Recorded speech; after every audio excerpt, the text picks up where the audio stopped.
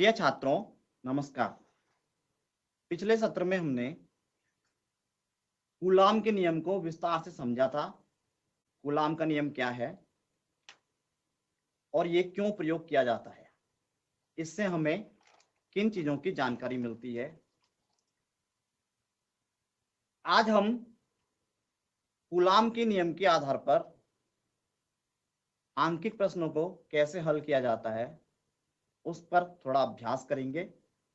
इसके बाद इस नियम की क्या सीमाएं हैं उस पर बातचीत करेंगे और विद्युत बल और गुरुत्वाकर्षण बल की एक मोटी मोटी तुलना करते हुए उनको समझने का हम प्रयास करेंगे। तो शुरुआत करते हैं कूलाम के नियम पर। इसमें मैंने जो आंकिक प्रश्न यहाँ पर हम ले रहे हैं ये आपकी एनसीईआरटी की पाठ्य पुस्तक में भी उपलब्ध हैं और गत वर्ष की बोर्ड परीक्षाओं में पूछे गए हैं, इसलिए इन प्रश्नों को चुना है। तो आइए इनको हल करने का प्रयास करते हैं। एक प्रश्न मैं ले रहा हूं कि वायु में एक दूसरे से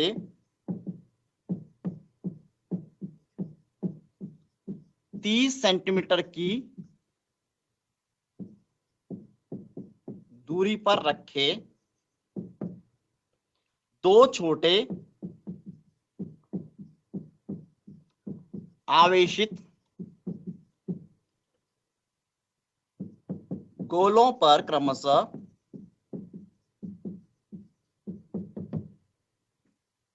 2 गुणा 10 की घात ऋण 7 कूलाम तथा 3 गुणा 10 की घात ऋण 7 कूलाम आवेश हैं।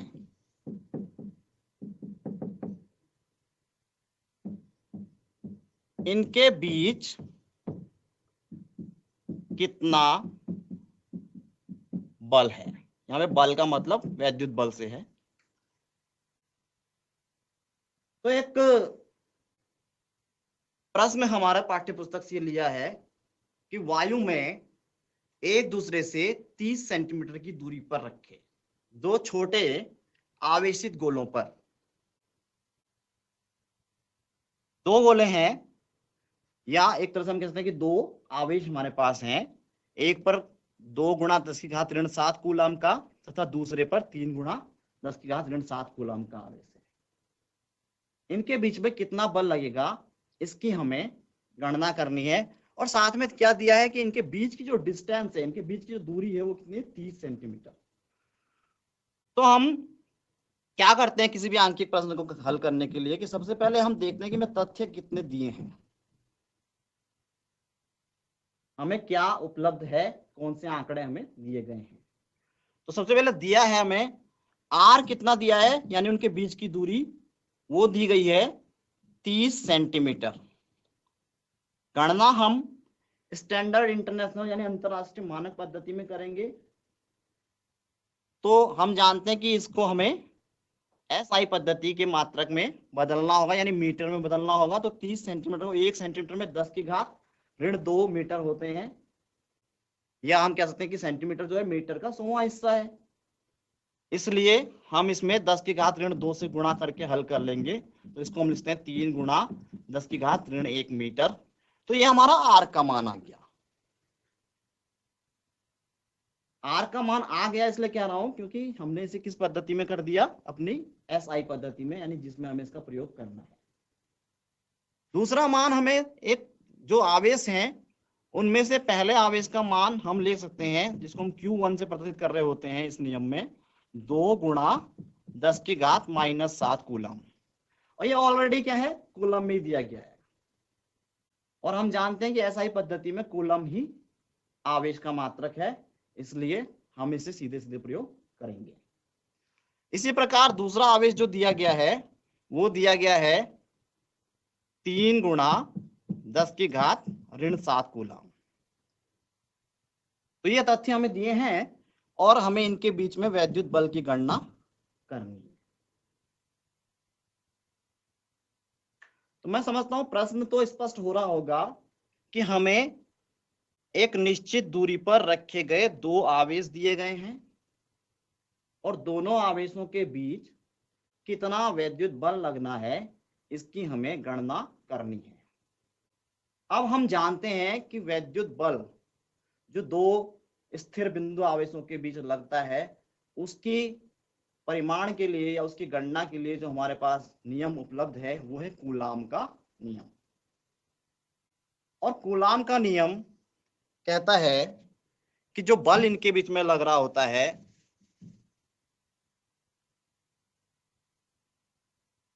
वो होता है F is equal to 1/4πε0K into Q1 Q2/R²। यहां पर प्रश्न में दिया गया है कि ये जो दोनों गोले हैं ये कहाँ रखे हुए हैं, वायु में रखे हुए हैं। तो हम जानते हैं कि वायु या निर्वात के लिए K का मान 1 होता है। तो यहाँ पर जो वायु या निर्वात के लिए इस सूत्र का स्वरूप हमें प्राप्त होता है K बराबर 1 रखने पर, तो वो प्राप्त हो जाता है F बराबर 1/4πε0 इंटू Q1 Q2/R²। इस सूत्र में हम दी गई राशियों के मान रख के गणना कर सकते हैं। क्या होगा, 1/4πε0 का जो पूरा मान होता है ये हम निकाल चुके हैं पिछले सत्रों में, 9 गुणा 10 की घात 9 होता है, इंटू Q1 का मान क्या है, 2 गुणा 10 की घात ऋण 7 कूलम। Q2 का मान क्या है, 3 गुणा 10 की घात ऋण 7 कूलम। मात्रक में बाद में एक साथ लिख देता हूं। इसके बाद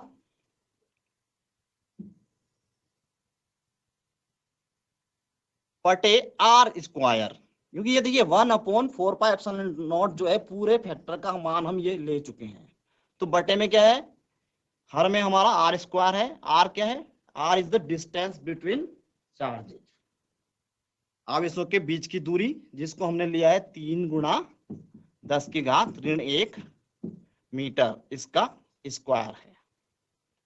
इसको हम हल करेंगे तो क्या होगा, 9 गुणा 10 की घात 9 गुणा 2 गुणा 10 की घात ऋण 7 गुणा 3 गुणा 10 की घात ऋण 7 बटे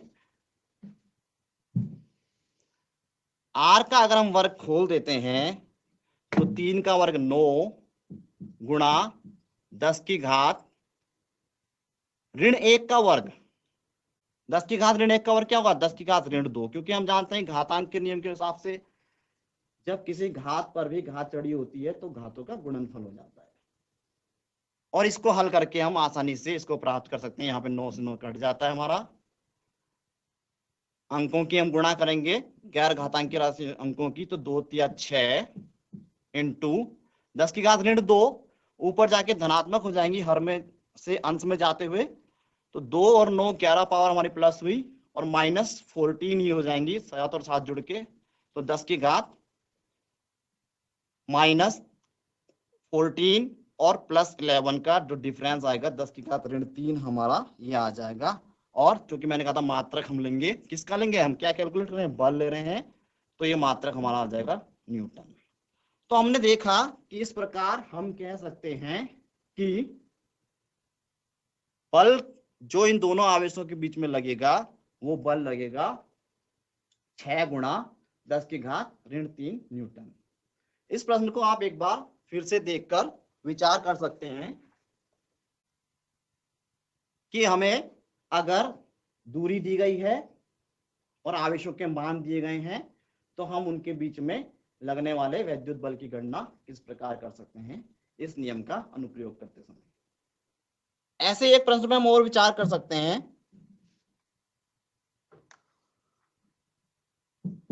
कि 0.4 माइक्रोकूलम के एक छोटे आवेशित गोले पर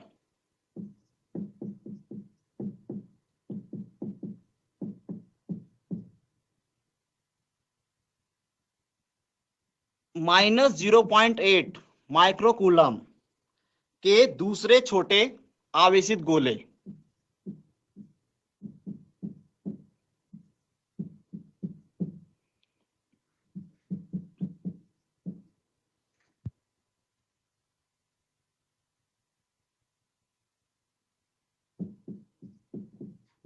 के द्वारा लगाया गया बल, यहां पे बल का तात्पर्य वैद्युत बल से है, वायु में 0.2 न्यूटन है।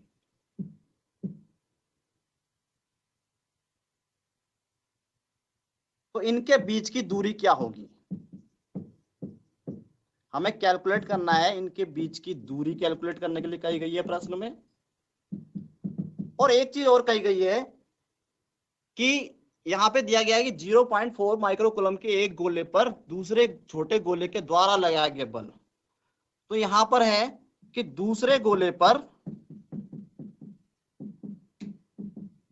पहले गोले के कारण लगाया गया बल।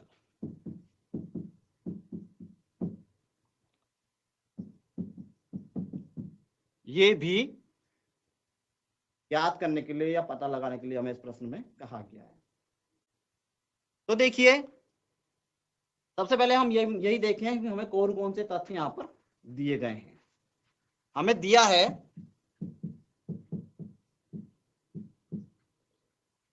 0.4 माइक्रोकूलम का एक गोला है इस पर, यानी पहले गोले पर आवेश 0.4 माइक्रोकूलम है, यानी Q1 का मान है 0.4 माइक्रोकूलम।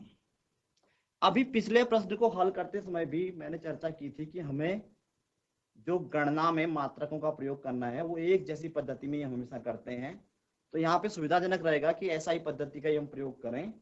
तो माइक्रोकूलम को हम परिवर्तित कर देंगे कूलम में, यानी 0.4 इंटू, हम जानते हैं कि 1 माइक्रोकूलम 10⁻⁻6 कूलम के बराबर होता है, इसलिए हमने उसको 10⁻⁻6 से गुणा करके कूलम में परिवर्तित कर दिया। इसी प्रकार दूसरा आवेश Q2 जो है वो ऋणात्मक आवेश है, ये जानकारी तो हमें चिन्ह से मिलती है, और परिमाण उसका कितना है 0.8 माइक्रोकूलम है, यानी 0.8 इंटू 10⁻⁻6 कूलम। उनके बीच में लगने वाला जो वैद्युत बल है वो F, वो हमें न्यूटन में दिया गया है, इसलिए सीधे सीधे प्रयोग करते हैं 0.2 न्यूटन। और पहले भाग में हमें जो कैलकुलेट करनी है वो डिस्टेंस कैलकुलेट करनी है between the charges. What will be the distance between both of charges, दोनों आवेशों के बीच की डिस्टेंस क्या होगी, यानी R की हमें गणना करनी है। तो अब इस सिचुएशन में भी जो हमें तथ्य दिए गए हैं और जो हमें ज्ञात करना है, इन राशियों में संबंध हम किस नियम के आधार पर व्यक्त करते हैं, या इस परिस्थिति में हम किस नियम का प्रयोग करते हैं। तो हम जानते हैं कि कूलाम का नियम, और कूलाम का नियम क्या है वायु के लिए, फिर से हम एक बार उसको नोट डाउन करें, 4πε0 into Q1 Q2 upon R²। अब यहां पर हमें बल तो दिया है, लेकिन गणना किसकी करनी है, R की गणना करनी है। इसलिए सुविधाजनक होगा कि मैं R को लेफ्ट हैंड साइड में पहले ही ले आऊं। तो R² बराबर हमारा क्या हो जाएगा 1/4πε0 into Q1 Q2 upon F।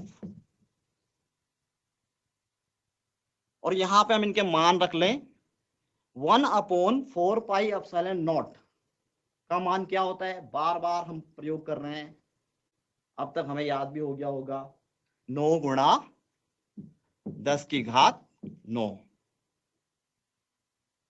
Into Q1 0.4 गुणा 10⁻6, Q2 0.8 गुणा 10⁻6 अपॉन R²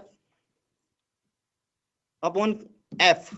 R² को हमने लेफ्ट हैंड साइड में ले गए, तो हमारा यहाँ पे क्या आया, हर में अब 1/4πε0 के साथ F बचा है।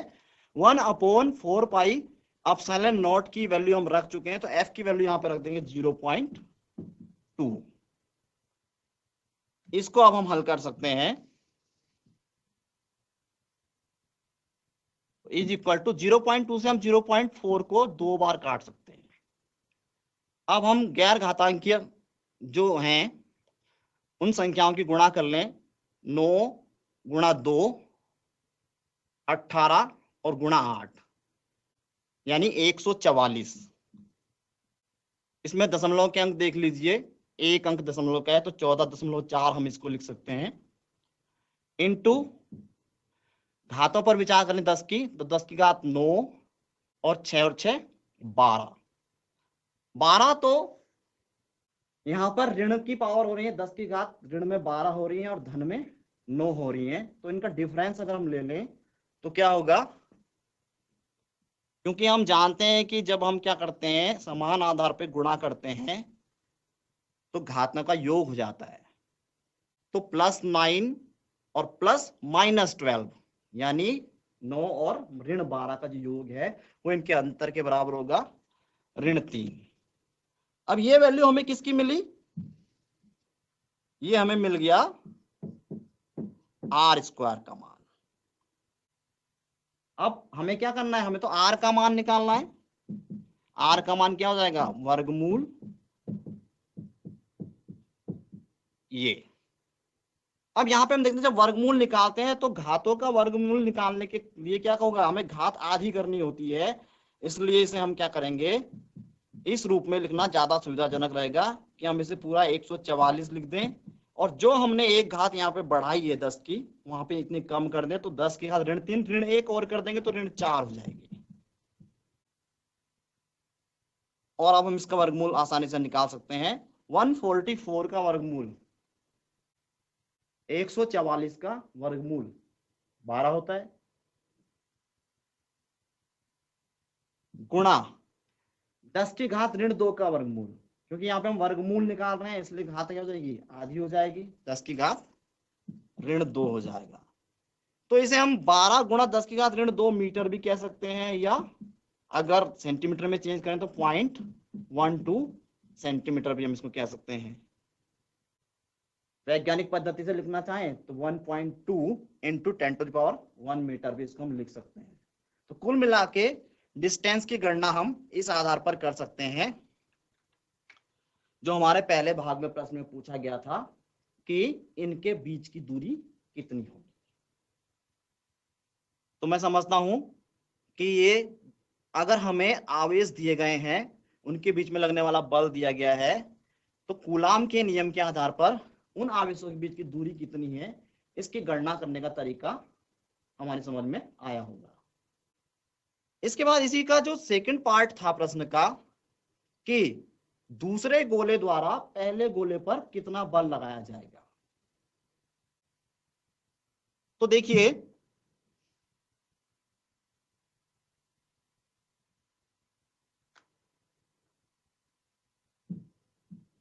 Q1 और Q2 ये दो आवेशित गोले हैं, इनके बीच में वैद्युत बल लगता है, इनके बीच की दूरी फिक्स है r, जिसकी हमने अभी गणना करी। अब जितना बल ये गोला दूसरे पर लगाएगा उतना ही दूसरा गोला पहले पर लगाएगा, और हमने ये देखा था कि आवेश एक का धनात्मक है दूसरे का ऋणात्मक है। पहले का 0.4 माइक्रोकूलम प्लस में था, दूसरे का माइनस में आवेश था, यानी 0.8 माइक्रोकूलम ऋणावेश था। तो इनके बीच में क्या लगेगा, आकर्षण बल लगेगा, और जितना पहला गोला दूसरे पे लगाएगा उतना ही दूसरा भी पहले पे लगाएगा, इसलिए दूसरे गोले द्वारा या दूसरे चालक द्वारा पहले पर आरोपित बल भी क्या होगा, 0.2 न्यूटन का ही होगा। और कैसा बल होगा, वो आकर्षण बल होगा। तो इस तरह से आसानी से हम कूलाम के नियम का प्रयोग करते हुए कूलाम के नियम पर आधारित आंकिक प्रश्नों को हल कर सकते हैं। आप पाठ्य पुस्तक के या पिछली बोर्ड परीक्षा में आए हुए अन्य आंकिक प्रश्नों का अभ्यास भी इसी प्रकार से कर सकते हैं। अब हम आगे बढ़ते हैं अपने अगले टॉपिक की तरफ, जिसकी मैंने शुरू में ही चर्चा की थी कि कूलाम का जो नियम है वो हमें वैद्युत बल के बारे में जानकारी देता है। और कक्षा 11 में हमने न्यूटन का गुरुत्वाकर्षण नियम भी पढ़ा था, जो हमें गुरुत्वाकर्षण बल के बारे में जानकारी देता है। जो वैद्युत बल हैं और गुरुत्वाकर्षण बल हैं, दोनों ही मूल प्राकृतिक बल हैं। इनकी एक छोटी सी तुलनात्मक स्टडी हम करते हैं। कि वैद्युत बल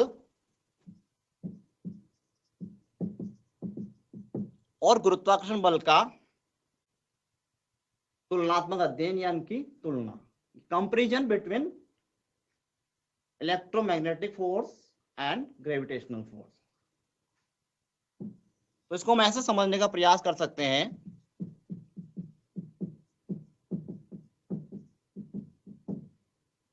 देखिए वैद्युत बल को जो हम एफ ई से यहां पे मैं दिखा रहा हूं इसको, यानी इलेक्ट्रोमैग्नेटिक फोर्स, गुरुत्वाकर्षण बल इसको हम एफ जी से दिखा सकते हैं ग्रेविटेशनल फोर्स।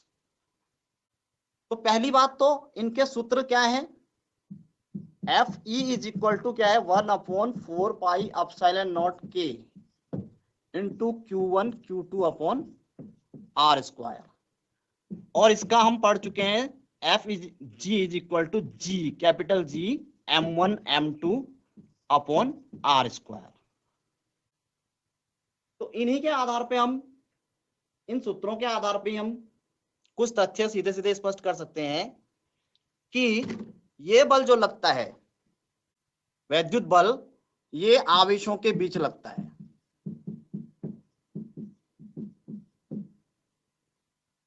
जबकि ये बल द्रव्यमानों के बीच लगता है।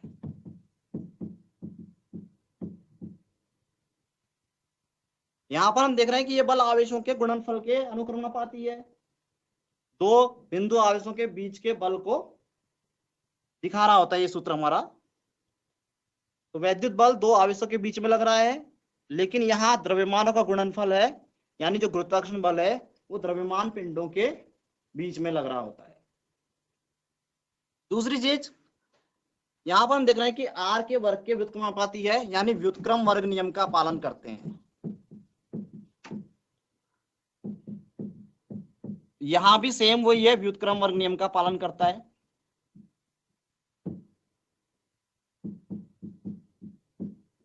एक महत्वपूर्ण बात है कि यहां पर ये परावैद्युतांक आप देख रहे हैं, यानी ये बीच के माध्यम पर निर्भर करता है।